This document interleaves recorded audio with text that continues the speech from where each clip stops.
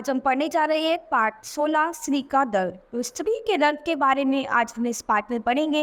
यानी एक नारी का जो दर्द है वो वही समझ सकती है। हमारे समाज में क्या है, नारी को उतना सम्मान नहीं मिल पाता जितना कि मिलना चाहिए। तो उनको तरह तरह के बंधनों में रखा जाता है, जिसकी वजह से क्या है, एकदम जब वो भयानक रूप ले लेती है तो उससे क्या है, और भी ज़्यादा सभी को दिक्कत होती है।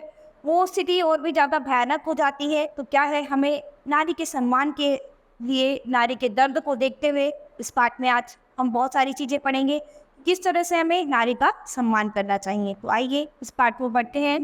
इस कहानी के लेखक महान कवि एवं साहित्यकार रविंद्रनाथ टैगोर है। इस कहानी में बताया गया है कि हमारे देश में नारी को प्राय तरह तरह के बंधनों में जकड़ कर रखा जाता है, जिनके कारण वह सामान्य व्यक्ति का जीवन नहीं जी सकती। फिर जब वह विद्रोह पर उतर आती है तो स्थिति और भी पीड़ादायक हो जाती है। इस कहानी में एक स्त्री के शोषण और उसके दर्द को वर्मशी चित्रण किया गया है। तो इस कहानी में एक स्त्री के ऊपर होने वाले शोषण और उसके दर्द के बारे में पढ़ेंगे कि कैसे एक स्त्री का शोषण होता है दुनिया में और कैसे वो कितने दर्द से गुजरती हैं।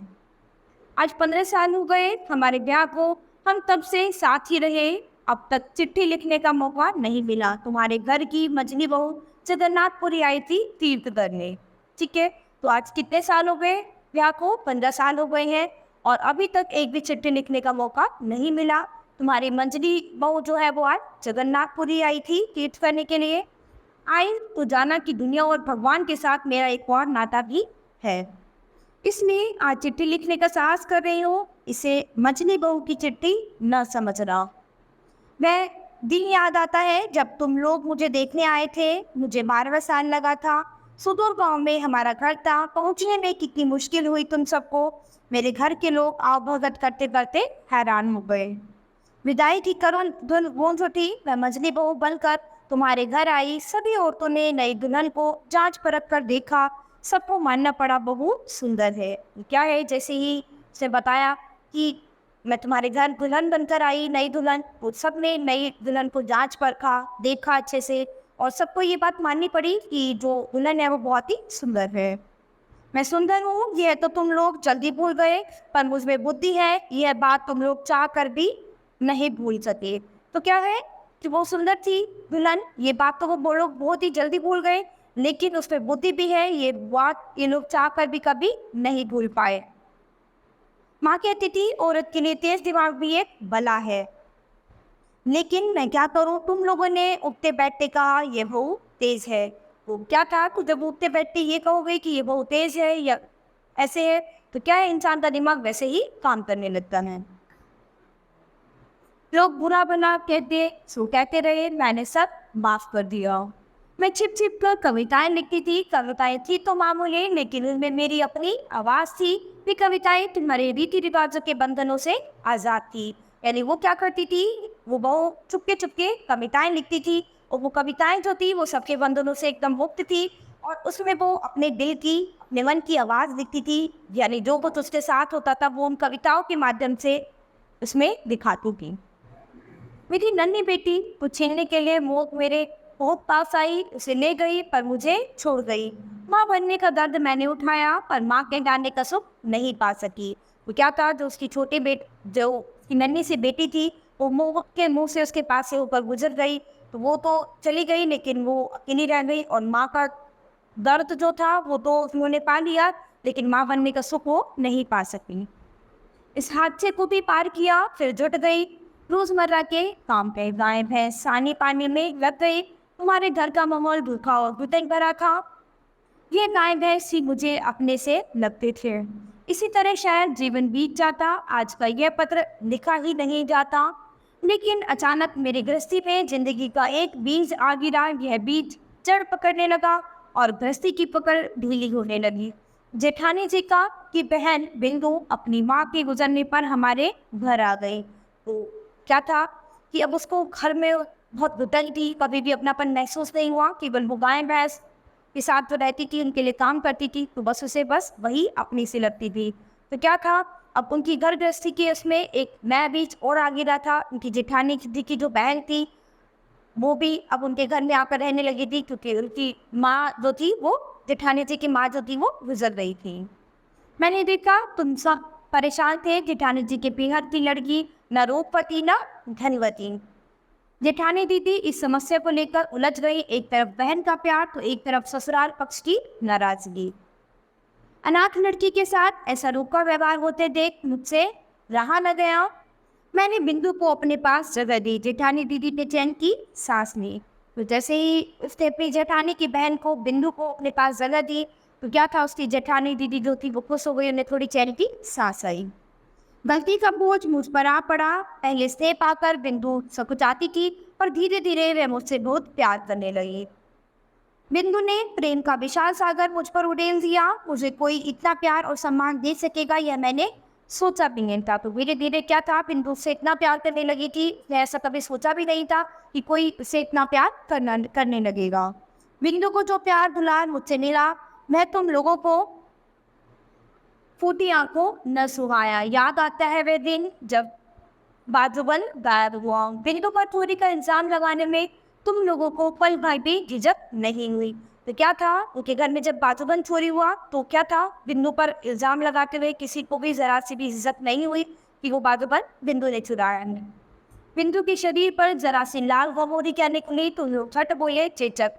किसी इल्जाम का सबूत न था, सबूत के लिए उसका बिंदु होना ही काफी था। तो क्या था कि अगर छोटी सी भी कोई चीज हो जाती थी तो हर चीज का इल्जाम बिंदु पर आ जाता था। तो इल्जाम के लिए कोई भी चीज होती थी तो वो क्या था, वो उस पर सीधा नाम किसका जाता था, बिंदु का। बिंदु बड़ी होने लगी, साथ साथ तुम लोगों की नाराजगी भी बढ़ने लगी। जब लड़की को घर से निकालने की हर कोशिश नाकाम हुई, तब तुमने उसका ब्याह तय कर दिया। तो क्या था, जैसे जैसे वो बेचारी बड़ी होने लगी और अब उस पर अत्याचारों की और भी चीजें जो थी वो भी बढ़ने लगी। और क्या था, उसको घर से बाहर निकालने की कोई और तरकीब उन्हें नहीं सूझी, तो उन्होंने सोचा कि उसका ब्याह करा दिया जाए। लड़के वाले लड़की देखने तक न आए। तुम लोगों ने कहा ब्याह लड़के के घर से होगा, यही उनके घर का रिवाज है। तो उन्होंने क्या था, उस समय रिवाज भी चेंज कर दिया कि लड़के वाले लड़की देखने तक नहीं आए, लड़के के घर जाकर ही उसका ब्याह किया गया। सुनकर दिल कांप उठा। जाके दिल तक बिंदु अपनी दीदी के पाँव पकड़कर बोली, दीदी मुझे इस घर से मत निकालो, मैं तुम्हारी गौशाला में पड़ी रहूंगी, जो कहोगी सो करूंगी। बेसहारा लड़की सिसकती हुई मुझसे बोली, दीदी क्या मैं सचमुच अकेली हो गई हूँ? मैंने कहा, ना बिगड़ी ना, तुम्हारी जो भी दशा हो मैं हमेशा तुम्हारे साथ हूँ। जेठानी दीदी की आंखों में आंसू थे, उन्हें रोककर वे बोली, बिंदिया यदि याद रख, पति ही पत्नी का परमेश्वर है।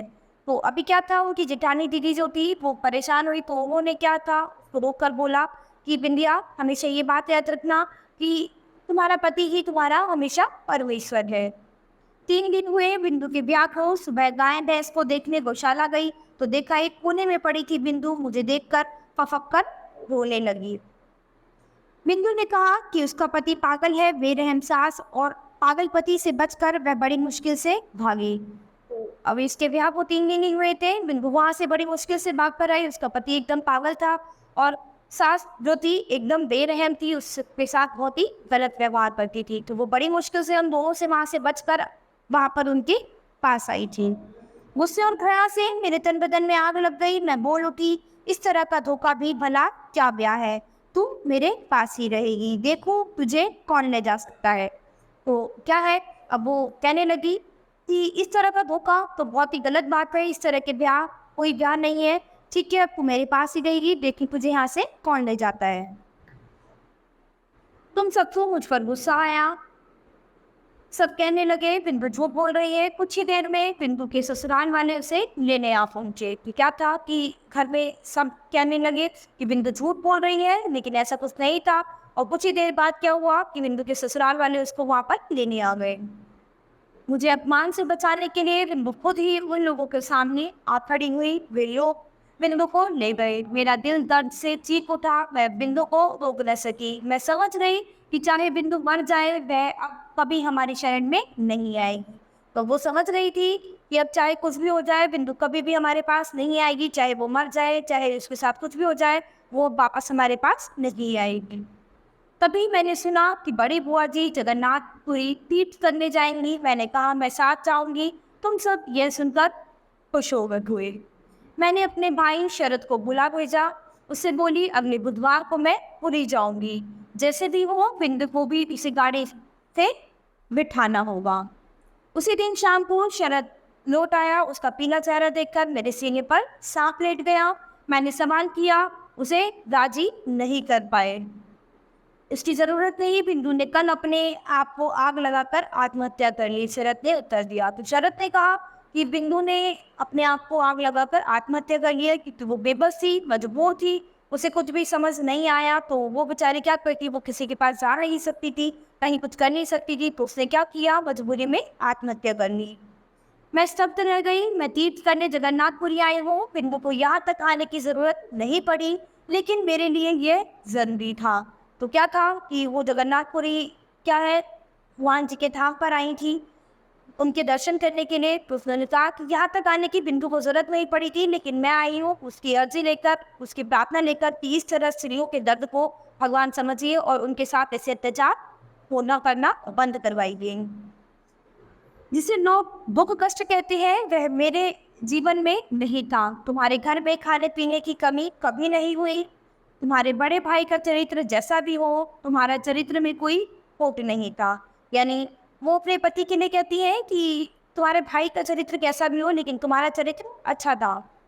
मुझे कोई शिकायत नहीं है, लेकिन अब मैं लौट कर तुम्हारे घर नहीं जाऊंगी।